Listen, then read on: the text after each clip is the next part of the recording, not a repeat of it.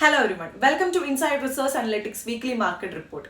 ഈ ആഴ്ചയിലെ market report പ്രകാരം 2025 ജൂലൈ 4 വരെയുള്ള സ്റ്റോക്ക് മാർക്കറ്റ് റിലേറ്റഡ് ന്യൂസ് ആണ് നമ്മൾ ഇന്നിവിടെ ഡിസ്കസ് ചെയ്യാൻ പോകുന്നത്. കഴിഞ്ഞ ആഴ്ച അമേരിക്കൻ ഓഹരി വിപണിക്ക് അതിശക്തമായ പ്രകടനമായിരുന്നു. S&P 500, ഡോ ജോൺസ് തുടങ്ങിയ പ്രധാന ഇൻഡെക്സുകൾ എല്ലാം തന്നെ റെക്കോർഡ് ഹൈയിലെത്തി. പ്രത്യേകിച്ച് ഡോ ജോൺസ് കഴിഞ്ഞ വെള്ളിയാഴ്ച 44,885.83 ക്ലോസ് ചെയ്തു. S&P 500, നാസ്ഡാക്ക് ഈ രണ്ട് ഇൻഡെക്സുകളും പുതിയ ഉയരങ്ങളിൽ വ്യാപാരം നടത്തി. സ്മോൾ ക്യാപ് ഇൻഡെക്സ് ആയ റസൂൽ 2000 പോലും മികച്ച ക്ലോസിംഗ് ആണ് നടത്തിയിരുന്നത്. വിപണിയിലെ വിശ്വാസം എവിടെയാണെന്ന് ഇത് വ്യക്തമാക്കുന്നു. ടെക്നോളജി സ്റ്റോക്കുകളാണ് ഈ ഒരു മുന്നേറ്റത്തിന് പ്രധാന കാരണമായത്. എൻവിഡിയ, മൈക്രോസോഫ്റ്റ്, ഓറക്കിൾ എന്നിവയെല്ലാം റെക്കോർഡ് ഹൈ ഹിറ്റുകൾ സ്വന്തമാക്കി. പ്രത്യേകിച്ച് എൻവിഡിയയുടെ market cap $3.8 trillion, Microsoft $3.71 trillion ആയി. ഈ രീതിയിലുള്ള ടെക്നോളജി റാലി അമേരിക്കൻ വിപണിക്ക് വലിയൊരു ബൂസ്റ്റ് നൽകിയിരിക്കുകയാണ്.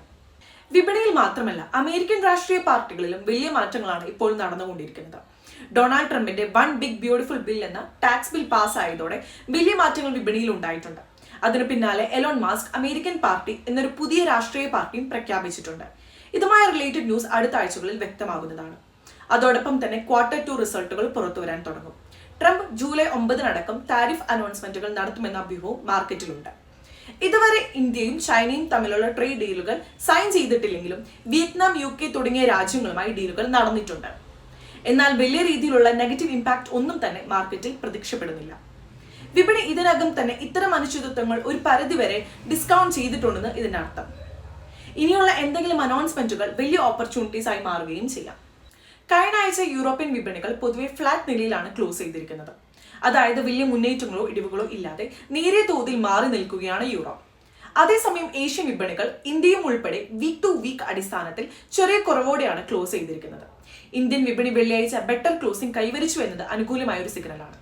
പക്ഷേ ആഴ്ചയിൽ മൊത്തത്തിൽ വീക്കായിരുന്നു. ഈ നിലയിൽ ഗ്ലോബൽ അൺസർട്ടനിറ്റീസ് എപ്പോഴും മാർക്കറ്റിനെ സ്വാധീനിക്കുകയാണ്.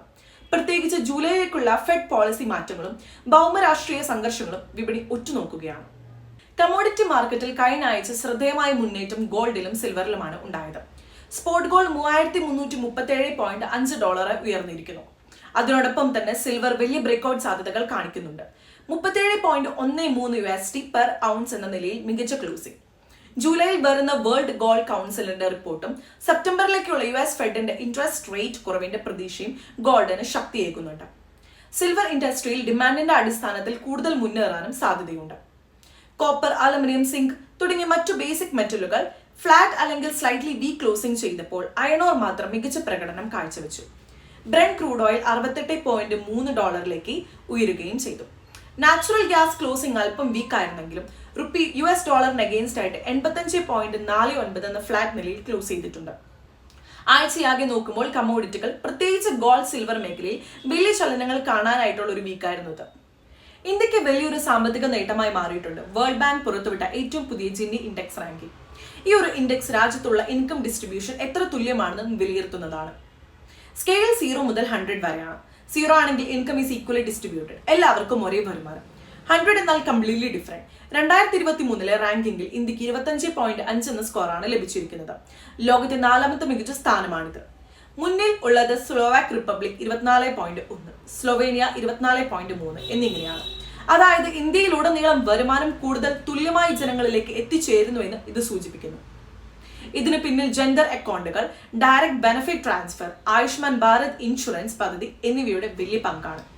ഇതുവരെ 55.69 കോടി രൂപ ജെൻഡർ അക്കൗണ്ടുകളിലൂടെയും 3.4 ലക്ഷം കോടി രൂപ നേരിട്ട് ജനങ്ങളുടെ അക്കൗണ്ടിലേക്ക് എത്തിച്ചു. 41.34 കോടി രൂപ ആരോഗ്യ ഇൻഷുറൻസ് ലഭിച്ചതും വലിയ മാറ്റങ്ങൾക്ക് വഴിയൊരുക്കിയിട്ടുണ്ട്. 2024 പാവപ്പെട്ടവരുടെ ശതമാനം 16 ആയിരുന്നെങ്കിൽ 2023 അത് 5% താഴ്ന്നത് വലിയൊരു എക്കണോമിക് പ്രോഗ്രസ് ആണ്.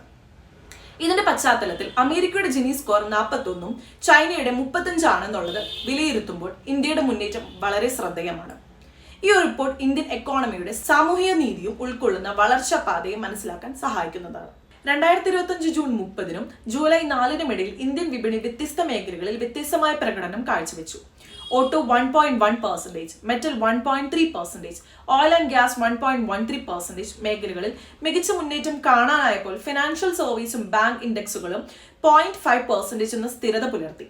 റിയൽ എസ്റ്റേറ്റ് 2% കുറവോടെ തുടക്കം കണ്ടെങ്കിലും ജൂലൈ 4-ന് 1% ബൗൺസ് ചെയ്തു. ഫാർമസ്യൂട്ടിക്കൽ മേഖലയിലും 1.1 ഇടിഞ്ഞു. മിഡ് ക്യാപ് സ്മോൾ ക്യാപ് വിഭാഗങ്ങൾ ശ്രദ്ധേയമായി നിലനിന്നു. FIIs കഴിഞ്ഞ വീക്കിൽ 6,604 കോടി രൂപ നെറ്റ് സെല്ലേഴ്സ് ആയിരുന്നു. DIs 7,609 കോടിയുടെ നെറ്റ് ബയേഴ്സ് ആയിരുന്നുവെങ്കിൽ ഓവറോൾ നോക്കുമ്പോൾ 1,004 കോടിയോളം ലാസ്റ്റ് വീക്ക് ബൈ ചെയ്തിട്ടുണ്ട്. ഇപ്പോഴത്തെ മാർക്കറ്റ് സെന്റിമെന്റ് നോക്കുകയാണെങ്കിൽ നമുക്കൊരു മ്യൂട്ടഡ് സ്റ്റാർട്ട് കാണാൻ സാധ്യതയുണ്ട്. അതായത് സൂക്ഷ്മമായി തുടക്കം കുറിക്കാൻ മാർക്കറ്റ് തയ്യാറെടുക്കുകയാണെന്ന് അർത്ഥം.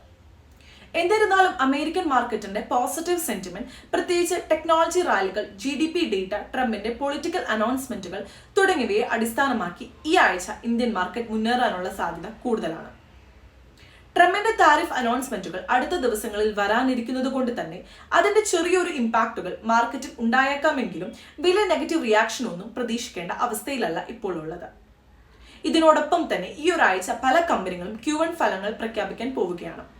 ഈ ക്വാർട്ടർലി റിസൾട്ട് മാർക്കറ്റിന്റെ സെന്റിമെന്റിന് വളരെ പ്രധാനപ്പെട്ടതാണ്. വലിയ കമ്പനികളുടെയും ചെറിയ കമ്പനികളുടെയും ഫലപ്രഖ്യാപനങ്ങൾ അനുസരിച്ച് ഇൻഡിവിജ്വൽ സ്റ്റോക്ക് ലെവൽ മൂവ്മെന്റ് കാണാനാകും. അതോടൊപ്പം തന്നെ നിഫ്റ്റി, സെൻസസ് എന്നിവ പുതിയ റെക്കോർഡ് ഹൈ ഹിറ്റ് ചെയ്യാനുള്ള സാധ്യതയും ഉണ്ട്. അതിനാൽ ഓരോ ഡിപ്പും ബൈങ് ഓപ്പർച്യൂണിറ്റി ആയിട്ട് ഉപയോഗിക്കുക. അപ്പോൾ എല്ലാവർക്കും നല്ലൊരു ട്രേഡിംഗ് ഇൻവെസ്റ്റിംഗ് വീക്ക് ആഗ്രഹിച്ചുകൊണ്ട് ഞാൻ ഇന്നത്തെ വീക്ക്ലി മാർക്കറ്റ് പോഡ്കാസ്റ്റ് അവസാനിപ്പിക്കുകയാണ്. Thank you.